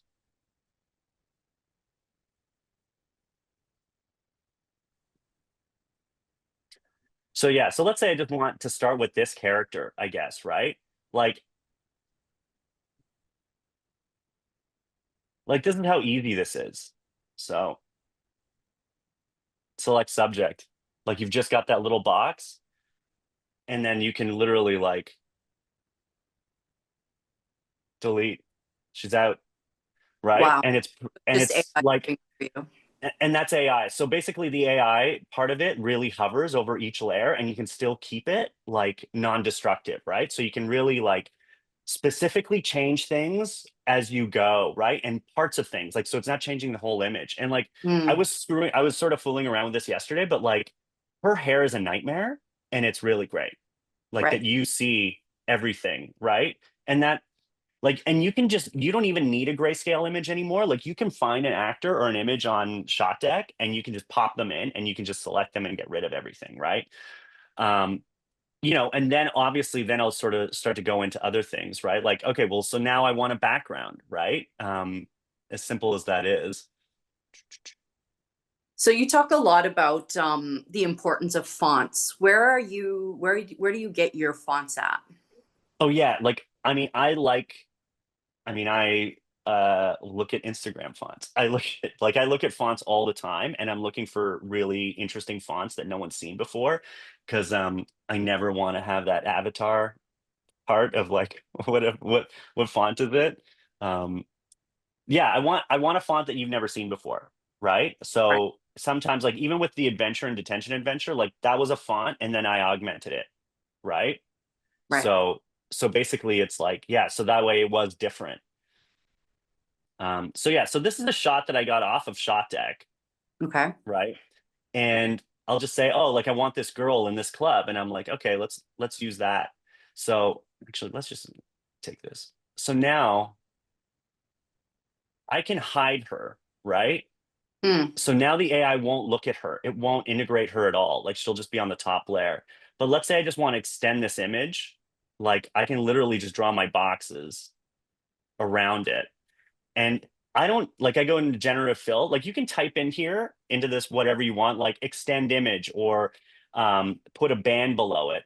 But really, sometimes you just don't even have to type anything, and it just fully gets it. It understands what you want is that it's a blank space, and now you sort of want to extend it.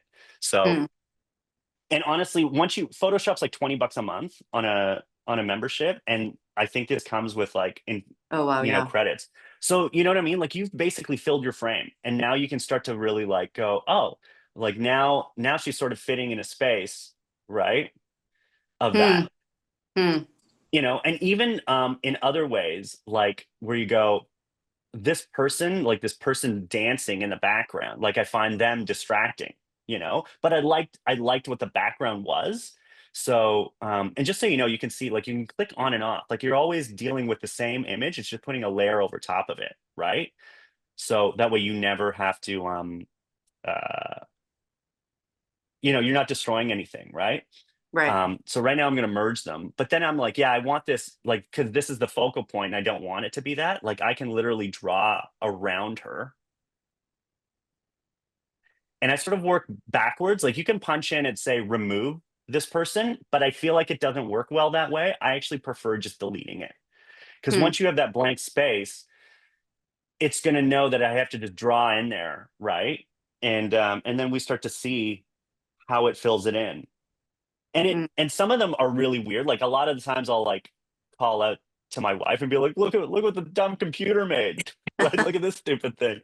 So, but Um, it oh yeah. cleared it up, Yeah. right? And And you can yeah, put and it's your phone back. amazing. It's sort of like you're sort of getting there. And even with this, I'm like, oh, this is a weird dead space now. I wish there was like a singer there. So you can literally type in uh performer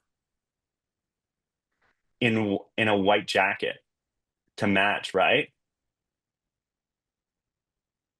and it'll know that that's the area you want to focus on, and it'll sort of try to match it as best as it can. Wow. You know, The robots, I they're so mean, smart. but this is what I mean. It's like, and you know, the sky's the limit now. And you're like, oh, great, okay, Yeah. sure, and Sure. yeah, and it gives you options. Like it'll give you options, and you can flip through. Well, that sucks, right? You know, Yeah. sure, whatever, and you can just keep redoing it, regenerating it, right?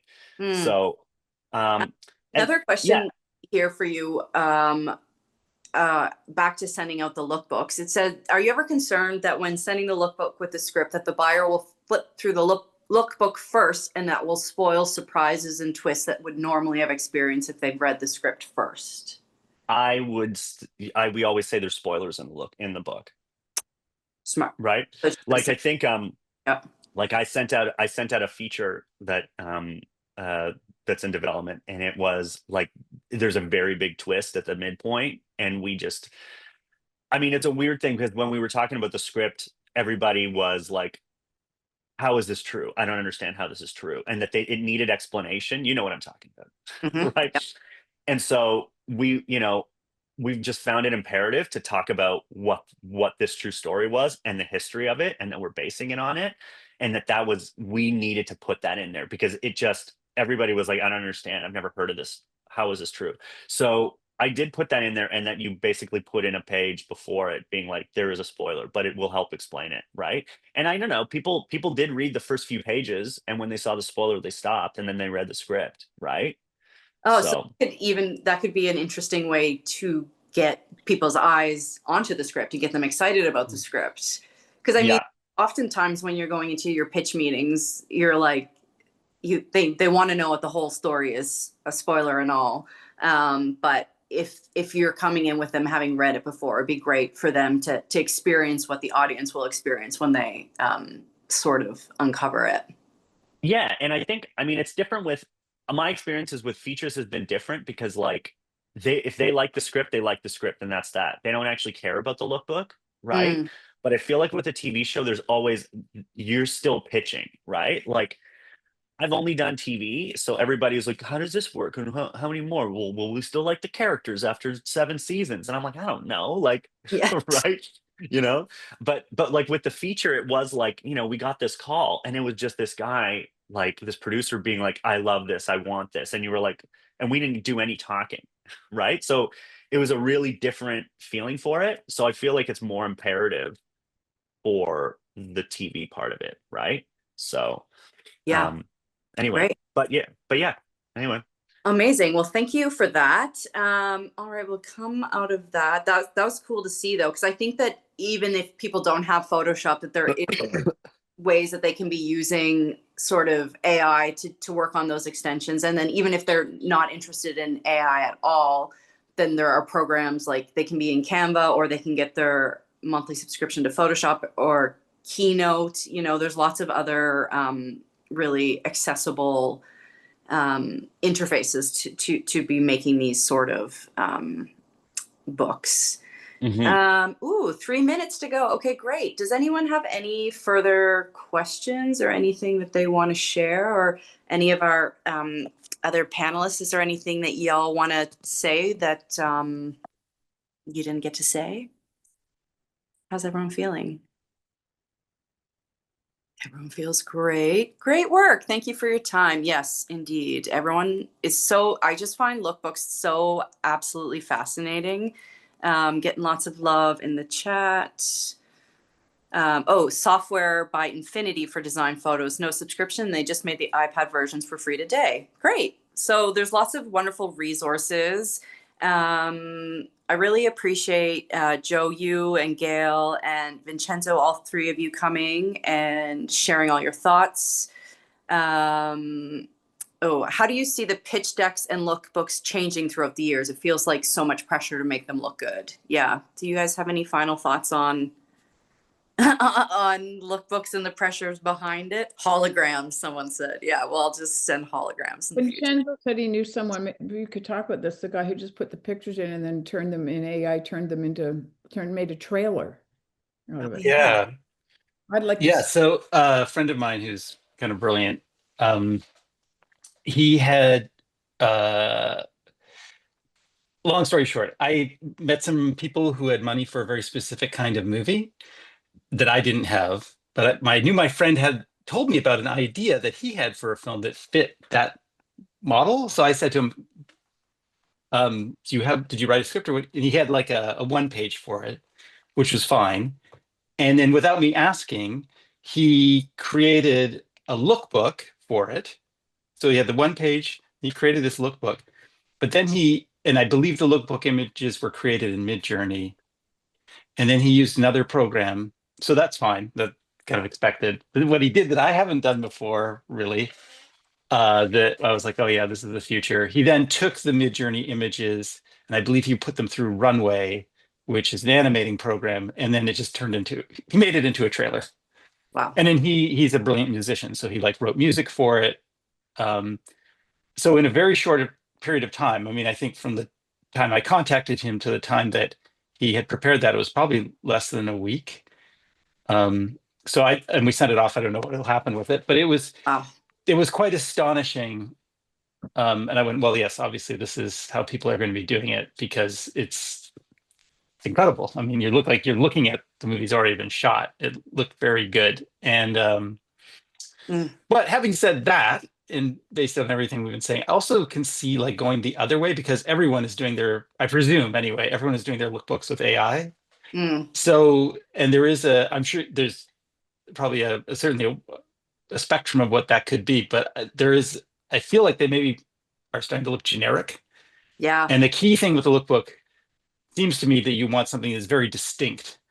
So I could also see it kind of flipping the other way, whereas like if you actually did drawings or something, that might be more exciting depending on what the material is. Right. I feel like that's a really beautiful way to end it. I think, as with everything in this sort of changing times, where we do have the ability to or it's like we're starting to all just blur into the AI of it all, that anything you can do that feels true and authentic to yourself to share your vision feels like the way to go. So whether it's putting like the text on it that is handwritten, or like the personal touches, it feels like the personal touches is what makes us share our voices as directors, but also makes us stand out in a crowded landscape. So on that thought, thank you all. I really appreciate it. Thank you for putting up with my technical difficulties. Can't even blame Mercury retrograde, but you know what? We've all got through it. So thank you for coming with us. Thank you to our directors. Thank you for everyone for showing up. Thank you to Hans and Julian and Emily and all the DGC peeps for always being so supportive and putting great programming like this forward for us. So have a great day, everyone. Bye, everybody. Thank you for coming. Bye. Thanks, Gail. Thank you, Lisa Rose. Thank you, Gail. Thank you, Jeff.